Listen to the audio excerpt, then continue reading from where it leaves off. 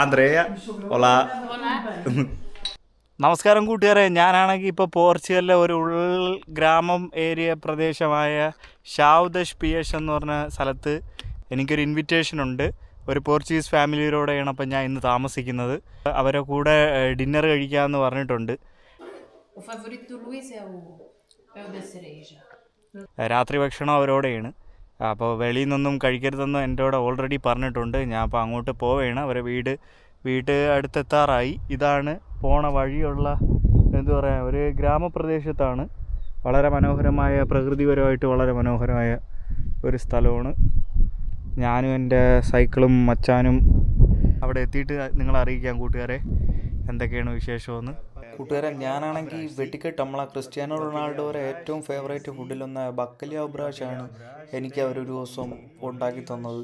അത് പൊളിയായിരുന്നു എന്ന് പറഞ്ഞാൽ അത് കോഡ് ഫിഷും അതിൻ്റെ സലാഡും ഒലിവും പിന്നെ അതിൻ്റെ മുകളിൽ കൂടെ അയമോദകത്തിൻ്റെ ഇലയും പിന്നെ ബ്രെഡും പുള്ളിക്കാരുടെ അമ്മേരെ പിന്നെ ഒരു കുപ്പി നല്ല ബോട്ടിൽ അവിടുത്തെ ലോക്കൽ ഏരിയയിൽ ഒരു വൈനും അതെല്ലാം കൂടെ കൂട്ടിയാണ് ആ ഫുഡ് അടിച്ചത്. ഇങ്ങനെയാണ് ഗായ്സ് പോർച്ചുഗലിലെ ഒരു ടിപ്പിക്കൽ ബാർ.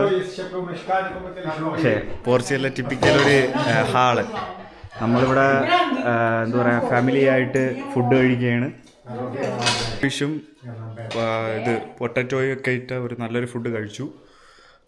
വയർ ഓൾറെഡി ഫുള്ളായി. ഇനി no tem espaço para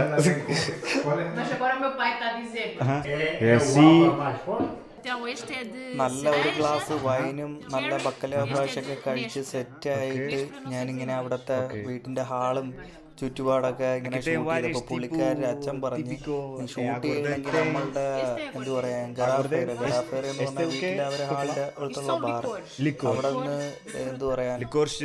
താല്പര്യം ഉണ്ടെങ്കിൽ ട്രൈ ചെയ്യണമെന്നുള്ള. അപ്പോഴാണെങ്കിൽ അവരെ നാടനായിട്ട് ഉണ്ടാക്കിയ സാധനമാണ്. ഞാനൊരു കാര്യം നല്ല ഒരു നാടൻ എനിക്ക് പുള്ളിക്കാരിയാണ് കൂട്ടുകാരി നല്ല നാടൻ വാറ്റും പിന്നെ പല ഫ്രൂട്ട്സും ഉണ്ട്, ചെറിയും പോംഗ്രനേറ്റും അതുമൊക്കെ കൊണ്ടുണ്ടാക്കിയ നല്ല വെട്ടിക്കെട്ട് നാടൻ കള്ള്. പുള്ളിക്കാരി ആൻറ്റിയൊക്കെയാണ് ആ ചെറിയ ഉണ്ടാക്കിയ കള്ളൊക്കെ ഉണ്ടാക്കിയത്.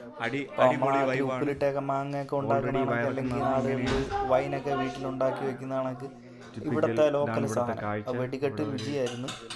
ഞാനാണെങ്കിൽ അതാണെങ്കിൽ കുറച്ച് കഴിയുമ്പോൾ എൻ്റെ കൂട്ടുകാരൻ്റെ കൂടെ ഇരുന്ന് കുടിക്കുന്ന നിങ്ങൾക്ക് കാണാം. പിന്നെ അവിടുത്തെ ഹാളിലൊക്കെ വൈബ് പൊളിയാണ്.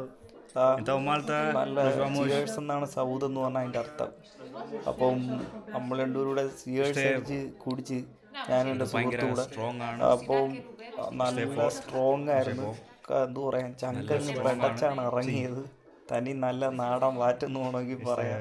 പക്ഷെ കൊള്ളായിരുന്നു. അതൊക്കെ വലിയ ഒരു എക്സ്പീരിയൻസ്. നമ്മൾ ഒരു രാജ്യത്ത് പോകുമ്പോൾ അവിടുത്തെ കൾച്ചറിൽ കൂടുതൽ ഇൻറ്റഗ്രേറ്റ് ചെയ്ത് അവിടുത്തെ അവരിൽ ഒരാളായിട്ട് അല്ലെ അവരിൽ ഇങ്ങനെയൊക്കെ ട്രൈ ചെയ്യുന്നതൊക്കെ വളരെ നല്ലൊരു എക്സ്പീരിയൻസ് ആണ്. അങ്ങനെ ഫുഡൊക്കെ കഴിച്ച് പള്ളയെല്ലാം നല്ല രീതിയിൽ നിറഞ്ഞു, മനസ്സും നിറഞ്ഞ് അത്യാവശ്യം നല്ല ഡ്രിങ്ക്സ് ഒക്കെ കുടിച്ച് നല്ല സെറ്റായി വീട്ടിൻ്റെ പുറകിലിറങ്ങി. വീട്ടിൻ്റെ പുറകിലാണെങ്കിൽ കോഴിയും കുറേ കൃഷി. അവിടെ ഇല്ലാത്ത കൃഷികളൊന്നുമില്ല. അവിടെ നിന്ന് ഒരു ദിവസമാണ് എനിക്ക് അവർ ഉണ്ടാക്കി തന്ന ഫുഡെന്ന് പറഞ്ഞാൽ അവിടുത്തെ വീട്ടിലുള്ള അവിടെ ഉള്ളംകിഴങ്ങ് ഇതെന്ന് പറഞ്ഞാൽ കോണാണ് അവിടെ നിൽക്കുന്നത്. കോണ്, കോളിഫ്ലവർ, ബീൻസ്,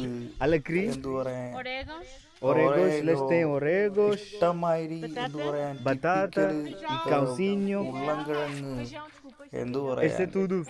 പയറ്, പല പല ടൈപ്പിലുള്ള ഇത് ലാവൻഡർ ഇഷ്ടംമാതിരി കൃഷിയും ഇതൊക്കെ ഉള്ള ഒരു ഗ്രാമപ്രദേശമാണ്. അപ്പൊ അതിൻ്റെതായ നമ്മളെയൊക്കെ നാട്ടില് ഗ്രാമപ്രദേശങ്ങളിൽ വീട്ടിൽ ഇഷ്ടംമാതിരി കൃഷിയാണ്. അപ്പം പിന്നെ ഈ രണ്ട് പട്ടികൾ വളരെ വളരെ പിന്നെ നാരങ്ങ പിന്നെ ഇത് പ്ലം ഉണ്ടായിരുന്നു, അവക്കാഡോ, പ്ലം, വെറൈറ്റി ഒരു വീട്ടിലേക്ക് ആവശ്യമുള്ള മെജോറിറ്റി സാധനങ്ങളും അവിടെ തന്നെ ഉണ്ട്. പിന്നെ ഇവിടെ പംകിൻ, മത്തങ്ങയും പല പല തരത്തിലുള്ള ഇഷ്ടമാതിരി കൃഷി. എനിക്ക് ആദ്യമായിട്ടാണ് ഇങ്ങനെ ഒരു അനുഭവം, ഇങ്ങനെ ഒരു പോർച്ചുഗീസ് ഫാമിലിയിലൂടെ 2 ദിവസം താമസിച്ച് അവിടുത്തെ വീട്ടിലെ ഇങ്ങനെയൊക്കെ ഒരു എക്സ്പീരിയൻസ് കിട്ടിയെന്ന് പറഞ്ഞാൽ അതെനിക്ക് ഞാൻ വളരെ ഈ യാത്രയിൽ വളരെയധികം എന്താ പറയുക ദൈവത്തിന് നന്ദി പറയുന്നു. പിന്നെ അവക്കാഡോയും ഇഷ്ടമായി. പിന്നെ അവിടെ അത് കൂടാതെ ആട്, ആട്ടിൻകുട്ടികൾ എല്ലാം ഒരു വീട്ടിലേക്ക് വേണ്ട മെജോറിറ്റി സാധനവും അവിടെ തന്നെ ഉണ്ട്. പിന്നെ എന്തു പറയാ, അതൊക്കെ ഒരു ഫ്രഷ് ആയിട്ടുള്ളതൊക്കെ നമുക്ക് കഴിക്കാമല്ലോ. അവിടെ പേറുണ്ട്, പേര് കോളിഫ്ലവർ ഒരു മൂലയില്. അങ്ങനെ ആട്ടിൻകുട്ടിയാണെങ്കിൽ അവിടെ 2-3 ഇപ്പൊ ജനിച്ചിട്ട് ഒരു 3 ആഴ്ച താഴെ ആയിട്ടേ ഉള്ളു. പിന്നെ ഞാനവിടെ അകത്ത് നിൽക്കുന്നതുകൊണ്ട് എന്നെ പേടിച്ചാണ് അത് ചാടുന്നത്. പേടി, കാണാത്ത മുഖമല്ലേ. പിന്നെ അങ്ങനെയൊക്കെ വളരെ ഒരു സെറ്റപ്പ് മൊമെന്റുകളായിരുന്നു അതൊക്കെ. മൊയ്തു ഫോഫോ എന്ന് പറഞ്ഞാൽ വളരെ ക്യൂട്ട് എന്നാണ് അതിൻ്റെ അർത്ഥം. നല്ലൊരു കുട്ടപ്പാട്ടുംകുട്ടിയായിരുന്നു. പിന്നെ അത് ഈ ആട്ടിൻകുട്ടിയെ കൂടാതെ 2 എണ്ണവും കൂടെ വേറൊരു സ്ഥലത്ത് ഒളിച്ചിരിപ്പുണ്ടായിരുന്നു. അതെന്നെ കണ്ട് വളരെ പേടിച്ച് അകത്തോട്ട് കയറിയിരുന്നു.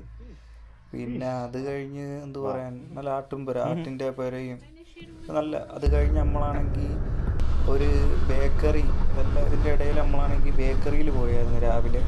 എന്ന് പറഞ്ഞാൽ ഒരു കല്യാണത്തിൻ്റെ ചടങ്ങിന് വേണ്ടി ഭാഗമായിട്ട്, കല്യാണത്തിൻ്റെ ആഘോഷത്തിന് വേണ്ടി നമ്മളൊരു കേക്ക് ഉണ്ടാക്കുന്ന പരിപാടിക്ക് എന്നെയും കൂടെ അവർ കൊണ്ടുപോയി.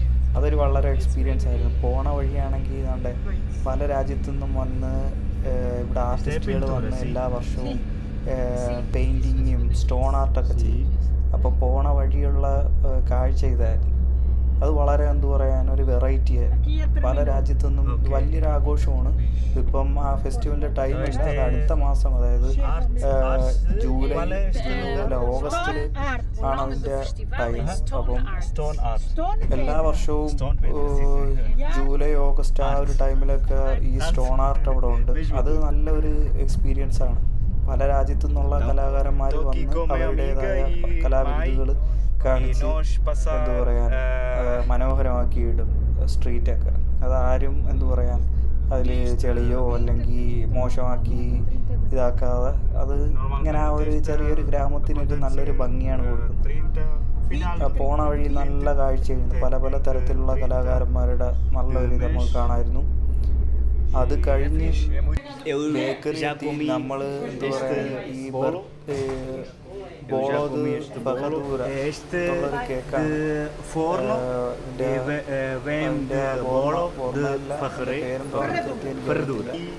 ഈ ഒരു കേക്ക് കല്യാണ പരിപാടിക്ക് വേണ്ടി ഇഷ്ടമായി ഉണ്ടാക്കിയായിരുന്നു. അപ്പോൾ അതൊക്കെ അതിൽ അവരോടെ പങ്കുചേർന്ന് അതൊരു നല്ലൊരു എക്സ്പീരിയൻസ് ആയിരുന്നു. എൻ്റെ ജീവിതത്തിൽ ആദ്യമായിട്ടാണ് ഇങ്ങനൊരു ബേക്കറി കണക്കത്തെ ഒരു ഇതിൽ ഇങ്ങനെ ഈ കേക്കൊക്കെ ഉണ്ടാക്കുന്ന സ്ഥലത്ത് പോയി ഒരു എക്സ്പീരിയൻസ്. അതിൻ്റെ മുകളിൽ മുട്ടയൊക്കെ തേച്ചുകൊണ്ടിരിക്കുന്ന ഒരു ആൻറ്റി. നല്ല ഒരു അടിപൊളി എക്സ്പീരിയൻസ് ആയിരുന്നു. ഞാൻ പറയുന്നതെന്ന് പറഞ്ഞാൽ ഒരു കല്യാണം, കാസമന്തോ എന്ന് പറഞ്ഞാൽ കല്യാണം, നല്ല രുചിയുള്ളൊരു കേക്കായിരുന്നു കേട്ടോ. ഞാനാണെങ്കിൽ അവിടെ നിന്ന് കഴിച്ച് അവർ പോവാൻ നേരത്തെ അവിടുത്തെ പ്രായമുള്ള ആൻറ്റി പേരായിരുന്നു. നീ എൻ്റെ കൂട്ടുകാരിയുടെ ആൻറ്റി അവിടെ വർക്ക് ചെയ്യുന്നുണ്ടായിരുന്നു. അവർക്ക് ക്യാമറയിൽ വരാൻ താല്പര്യമില്ലായിരുന്നു. അതാ പിന്നെ ഞാൻ ഫോട്ടോ എടുക്കായിരുന്നു. പിന്നെ നല്ല മണമുണ്ട്. എല്ലാം കഴിഞ്ഞാണെങ്കിൽ ഞാനും കൂട്ടുകാരിയും കൂടെ എന്താ പറയാ, പുള്ളിക്കാരുടെ വീട്ടിന്റെ പുറകിലുള്ള ഒരു നല്ലൊരു വ്യൂ പോയിന്റ് ഉണ്ട്. ഫോർണി എന്നാണ് സ്ഥലത്തിന്റെ പേര്. ഞാനും പുള്ളിക്കാരിയും 2 നമ്മളെ പട്ടിയും പോളോയും ലൂണയും കൂടെ ആയിട്ട് എന്തു പറയാൻ പുറകിലത്തെ ആ വ്യൂ പോയിന്റിൽ വന്ന് ഊക്കുലേല എന്ന് പറഞ്ഞ ഒരു ഇൻസ്ട്രുമെന്റ് ഉണ്ട്. അതിന്റെ കുറച്ച് കുറെ കഥകളൊക്കെ പറഞ്ഞ് ഈ കാഴ്ചകളൊക്കെ എൻജോയ് ചെയ്ത് വളരെ ഒരു നല്ലൊരു മെമ്മറി ആയിരുന്നു. 2 ദിവസം കുടുംബത്തിൻ്റെ കൂടെയുള്ള ജീവിതം എന്ന് പറഞ്ഞാൽ ഒരിക്കലും എനിക്ക് മറക്കാൻ പറ്റാത്ത ഒരു മൊമെന്റ് ആയിരുന്നു. ഞാനാണെങ്കിൽ എന്തു പറയാൻ വളരെയധികം കടപ്പെട്ടിരിക്കുന്നു ഇങ്ങനെ ഒരു അവസരം എനിക്ക് കിട്ടിയതിൽ. അങ്ങനെ ഒരു അവസരം അവർ തന്നതിൽ യാത്രയിലൂടെ ഇഷ്ടംമാതിരി ഇങ്ങനെയുള്ള ആൾക്കാരെ പരിചയപ്പെടാനും ഈ രാജ്യത്തിന്റെ കൾച്ചറിൽ കൂടുതൽ ഇന്റഗ്രേറ്റ് ചെയ്യാനും പറ്റിയത് വളരെ ഒരു ഭാഗ്യമായിട്ട് ഞാൻ കരുതുന്നു. നല്ല ഒരു കുടുംബമായിരുന്നു. അച്ഛനും അമ്മയും എൻ്റെ കൂട്ടുകാരും അവിടെ ഒരു കൂട്ടുകാരനും